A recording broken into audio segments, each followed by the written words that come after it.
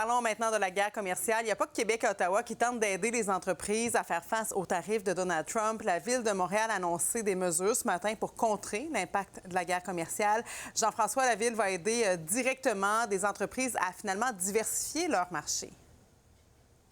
Oui, on parle en tout d'un investissement de 1 350 000 $. 1 million qui va servir notamment à 7 projets pour aider les entreprises à diversifier leur marché. Et il y a la moitié de cette somme-là, 550 000 $, qui va être consacrée au Club Exportateur Montréal. Donc ça, c'est un club qui va en fait réunir 75 entreprises et ça va les aider avec du mentorat, du coaching un peu pour justement tenter de diversifier leur marché. Il y a 350 000 $ du total de cette somme qui va servir également à encourager l'achat local. On sait que la Ville veut aller dans ses appels d'offres avec des entreprises canadiennes, bien entendu en raison de ces tarifs. On peut écouter Luc Rabouin. Nous, on arrive en général avec les plus petites entreprises. Donc, Investissement Québec, là, lui, est à la bonne place pour les entreprises un peu plus grosses. Nous, on est vraiment sur les plus petites qui sont beaucoup dans notre réseau PME Montréal parce que ça ne change pas qu'on a tout un réseau à Montréal qui est là pour accompagner les entreprises, qui est déjà là. Là, on ajoute des ressources supplémentaires parce qu'il y a un contexte de grande incertitude, puis on vise vraiment à aider les plus petites entreprises en complément des autres.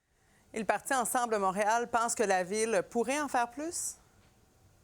Oui, bien, c'est ce que croit en fait Soraya Martinez-Ferrada, qui, elle, pense que, bon, ce n'est pas tout d'aider financièrement les entreprises. Il faut les aider également à se sentir un peu plus, à éliminer l'incertitude qu'il y a en ce moment avec les tarifs. Et ça se fait également en aidant les entreprises, notamment en réduisant la paperasse.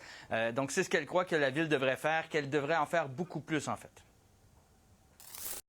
Il faut être à l'écoute des préoccupations puis des besoins des industries qui sont sur notre territoire, parce que sinon, ce qui va arriver, c'est que les industries vont aller ailleurs. Et donc, avoir un vrai plan économique n'est pas juste de mettre de l'argent, mais de aussi être à l'écoute de l'administration puis la lourdeur administrative qu'on doit vraiment alléger. Et cette administration n'a pas fait ça. Au contraire, ils ont embauché près de 3 000 corps des professionnels qui ont alourdi de beaucoup la charge administrative de la ville face notamment aux commerçants, face aux industries. Et ça s'ajoute donc aux 36 millions de dollars qui avaient été également annoncés par la Ville de Montréal au mois d'avril pour aider les petites et moyennes entreprises. Il y en a 17 entreprises qui ont profité de ce programme-là jusqu'à maintenant. Merci Jean-François. Au revoir.